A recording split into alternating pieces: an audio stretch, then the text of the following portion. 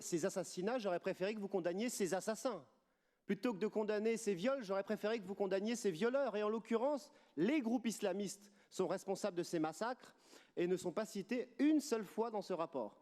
Pourtant, les Échos, le Figaro, Le Monde, l'OSDH et même le service public audiovisuel, caractérisé quand même par un gauchisme exacerbé, qualifient tous les responsables de ces crimes de masse comme des islamistes. Il ne faut donc pas avoir peur, cher LR. Il ne faut pas prendre des formes de pudeur de gazelle à évoquer la nature islamiste de ces criminels, car ces pudeurs de gazelle aboutissent à des décisions ahurissantes.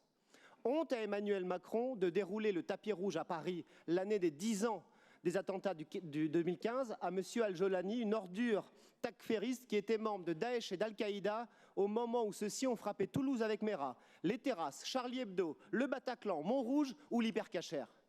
Honte à M. Barrot d'avoir joué des coudes pour aller embrasser les babouches de ce monsieur en premier, alors que cet homme a imposé la charia à Idlib et est en train d'imposer le voile à toutes les Syriennes.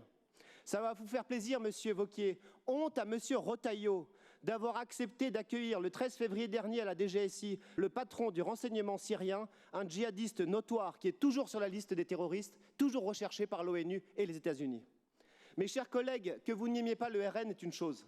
Mais acceptez cet amendement au moins en la mémoire des victimes des attentats de 2015 à Paris, au moins pour les chrétiens d'Orient, au moins pour les Kurdes, les Yézidis, les Alaouites, car toutes ces personnes sont victimes des mêmes organisations, des mêmes personnes et de la même idéologie, celle de l'islamisme. Monsieur le vice-président, sans douter de votre engagement auprès de toutes les victimes sur cet amendement. Monsieur le Président, d'abord je voudrais rappeler, suite aux interventions, que nous avons toujours